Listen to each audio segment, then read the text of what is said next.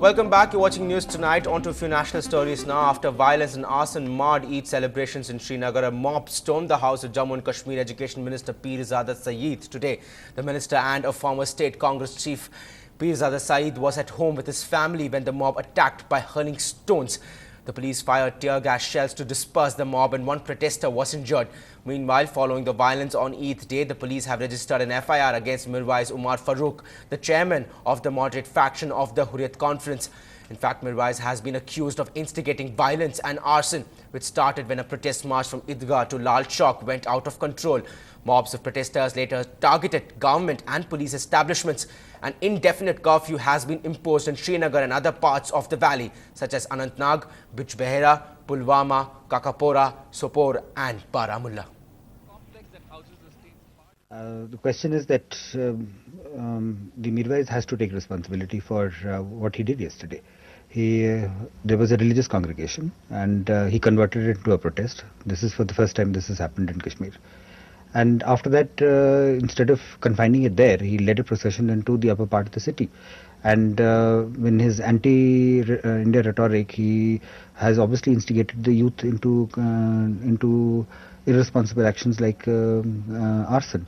And it obviously cannot be without consequence. The law has to take its own course. State government is totally rattled by the fact that hundreds and thousands of people marched towards Lal Chowk yesterday. And they marched peacefully. And now they are trying to give it a violent coloring. I was leading the procession. We passed bunkers. We passed military establishments. We passed government buildings. Not a single stone was pelted. This is a face-saving exercise. I mean, you have to understand the fact that when we were in Lal Chowk, we were giving a speech in Lal Chowk, and hundreds and thousands of people were listening to us.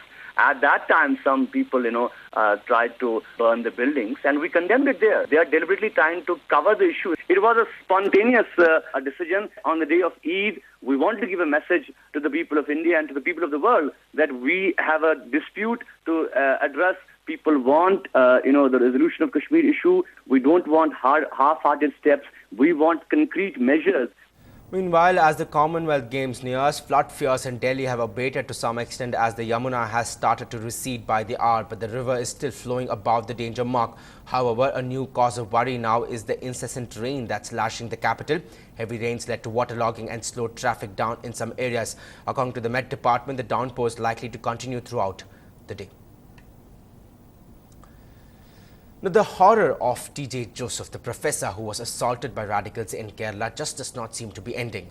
While no one has defended Joseph for writing a question paper that hurt the sentiments of Muslims in the state, many felt that the decision to sack him was a bit too much, particularly after his hand was chopped off. Now, a day after the church issued a circular backing Newman College's decision to sack the teacher, a pastoral letter condemning the irresponsible action of the professor was read during the Sunday Mass in 120 district parish churches in the Ernakulam district. The bishop of the diocese has said that the act of cutting off his hand will not nullify the crime he committed.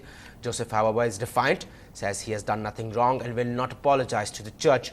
Meanwhile, the lecturer has decided to approach the University Appellate Tribunal for his reinstatement, as his pleas to the college management to reconsider its decision has fallen on deaf ears. Time to take a quick break. On the other side, all the sports news, and also you get to listen to what Somdev Dev Varman has to say just before the Davies Cups.